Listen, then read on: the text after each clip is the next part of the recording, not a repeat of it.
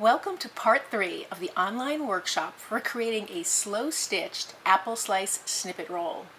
In the previous 2 videos, which will be linked below, we create the apple slices, make our design, and now that everything's tacked down, we'll start embellishing. We'll have beautiful stitches, maybe some buttons, you can add beads, or any found object that you like to make this snippet roll personal and come alive. So let's get started. So I stitched down all of my pieces. There are no more pins in my piece. All the apples have been stitched around the beige piece here, the flesh color of the apple. On a few of these blocks, I stitched just a few tiny little stitches to tack it down. And all the lace and these buttons are added. Now I still have some additional accessories I can add, but I want to add the stems and the leaves to the apples here. And then I want to add some stitching to draw the eye throughout the snippet roll. So I like to start with the leaves first. I can stitch the leaf on, and then I tack a few stitches through the leaf to hold it down. I personally like this look where the fabric comes up. If you don't, you can just stitch all the way around that. So that's another effect you can make.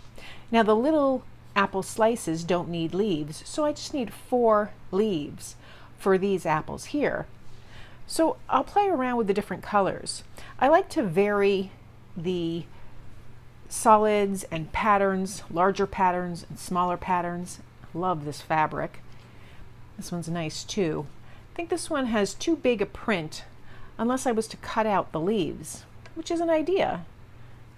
So I just happen to use that because this fabric has that element to it. So cut out a little bit of a leaf here. So that's kind of cute. Can do another one or even 2.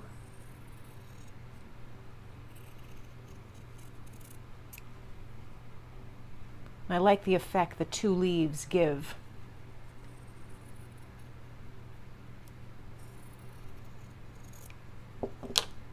Got one here. Now this one isn't the full leaf, but I can tuck it behind the existing leaf.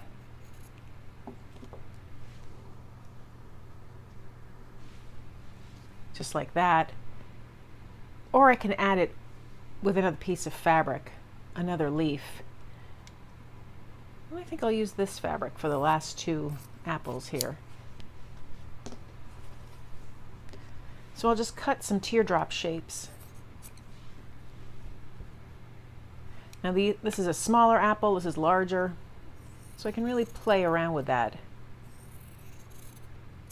I have 2 leaves here. These are kind of on the larger side. Might be a little even too large. So again, I'll trim it down.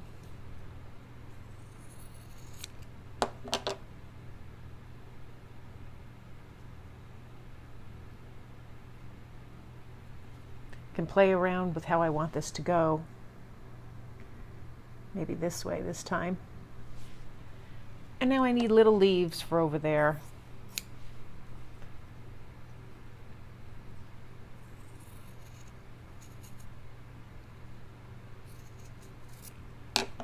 And maybe on some I'll just use 1 leaf. Kind of like that. Dual leaves. So now I pin them all in place, or I'm just going to set them down aside. This will correspond with the apples that I'm putting them on. And I'll start just with this one. So I have 6 strands of brown embroidery floss, and I have some green, also 6 strands, with a knot at the end. I'm going to set the brown aside for now, and just work on this one really quickly. You could pin it in place. I'm just going to hold my thumb and forefinger there, and I'm going to stitch just a few stitches to hold each of the leaves in place. It will emphasize the veining, but it's really done to tack down the leaves. So I'll come over here, and I'll just stitch 2 stitches on this leaf. I'll make sure that these are secure, and they are. So I'll just flip it over on the back, knot it off, and then I can stitch my stem.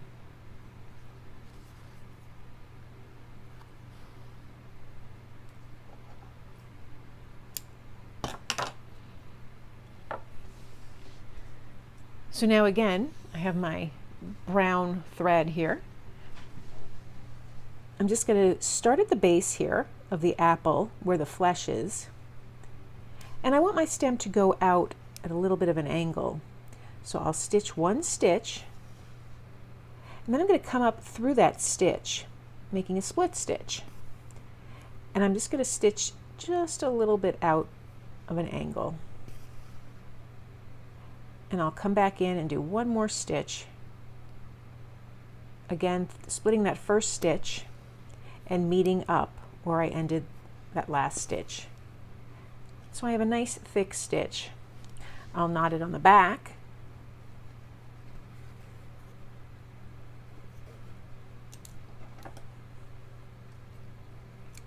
Clip my threads, and then I'll repeat that with the remaining leaves. So I've stitched the leaves and the stems down. I also added another small little apple slice here. I felt it was a bare spot that needed something. But now I'm going to take those other bare spots and really work with them. I like to add little dots that direct the eye. They can be stitches, they can be dots as in French knots, they can be small stitches, dots, or they can be little just stitches of any sort, plus signs or X's or just little dashes or combination of them. It doesn't even have to be a line. You can just do clusters of stitches in the same color, and that will draw your eye and make the movement. I'm going to start with my red because I think that's the most bold color. It's not really truly a red. It kind of matches this coral. And I'm going to start over here with just a series of dashes. I'm going to have them going horizontally. You can do this with a line as well, but I'll just make a few of them.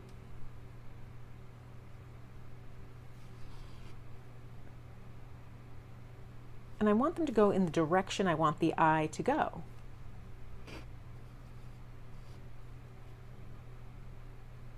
So as you can see, it's kind of working over from this swatch of fabric towards that apple. Now this is kind of forming a line, and that's okay right now. I'll just come back in and add a few more of these little stitches to make it into a cluster.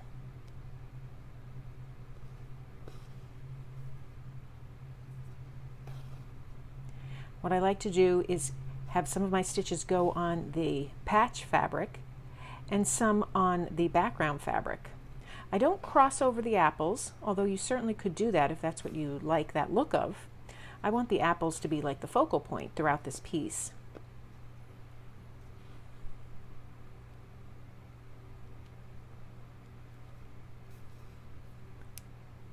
So I'm just making a few stitches here.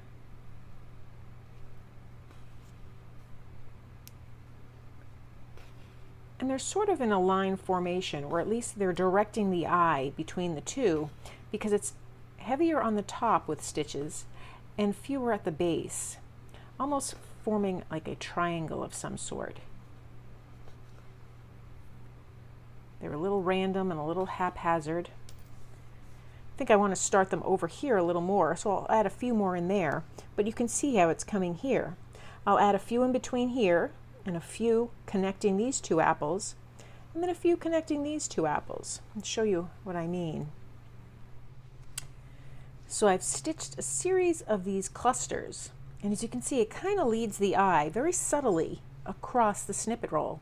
Now I want to take a different color. I'm going to go with this yellowy orange, and I'm going to fill in some of the spots. But I'm not going to use the same stitch. You're welcome to use whatever stitch you'd like. I'm going to just switch the direction and go up and down. So I think I'll start, it's always good to start at one end and work your way. I tend to dive in and start in the middle, and then but the downside to that is then I have to make lots of knots and start my thread again. But this whole process is designed to be enjoyable. So I'll start wherever I want to start. I'll come over here, and just stitch a series of them up and down. I like the organic shapes, but there's no reason you couldn't stitch a straight line if you wanted, or a rectangle. I still want to leave some open spaces because I want to stitch some hollow leaves or some apple shapes. Really, it depends on how much space I have and the mood that I'm in. So I'm just going to stitch a little bit here. My main goal is to add a little more color and to stitch over some of those blocks of fabric to unite them with my piece.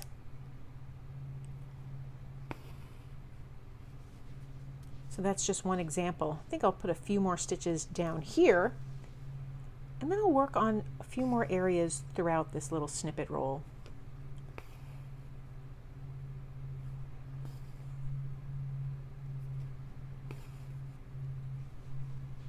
That's better. So I'll knot that off, and I'll do a few more here and there throughout the roll. And then we'll see how it looks. So you can see how the piece is starting to come together. You can continue adding additional clusters or just little stitches with different colors. And I might do that still. I might add some more. But right now I want to jump in and add some stitched leaves. So I'm taking that same green that I used to stitch the leaves down, and just wherever there's room, I'm going to stitch a little teardrop shape and then stitch a few stitches inside of it. So I'll come over here, just doing straight stitch fairly close together because I want to really create that shape that's easily recognizable as a leaf.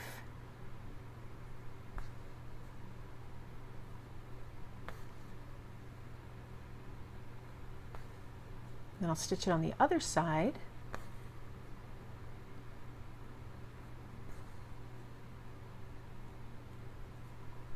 Doesn't have to be perfectly symmetrical.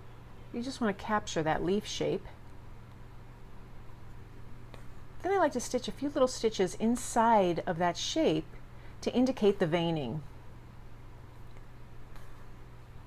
So that's one example of the leaf.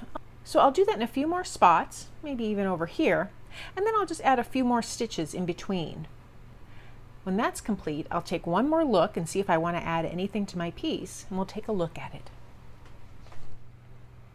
My snippet roll is looking pretty good. I think it's almost complete.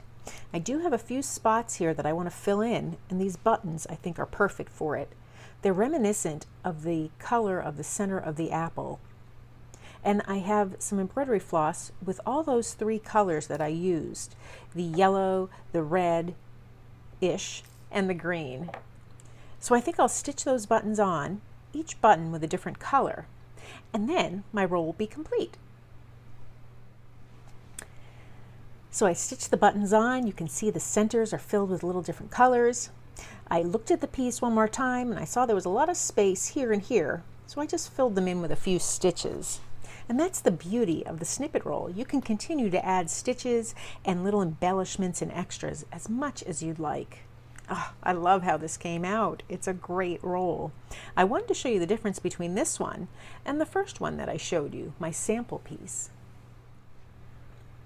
So these are the two snippet rolls. The colors are similar, not identical. The stitches are completely different, and yet similar stitches. But this snippet roll is full of stitches and fabrics, accessories. It's a little more busy. It's a different feel than this plain background with just sparse stitches. The stitches really stand out. They're the main focus in this top piece. And here the colors are just a little bit more muted. I love them both. What do you think? So that's how I create my snippet rolls. I just love them. I love the contrast between the bold colors of the apples, the flesh, and the little details like the seeds and the stems. If you create your own snippet roll, please be sure to tag me on Instagram or Facebook or wherever you post your work. I'd love to see it. You can even send me an email if you'd like. If you've enjoyed this video, please give it a thumbs up and be sure to subscribe. Thanks for joining me today. If you found this video helpful, please consider becoming a member of my channel where I give behind-the-scenes footage and additional techniques.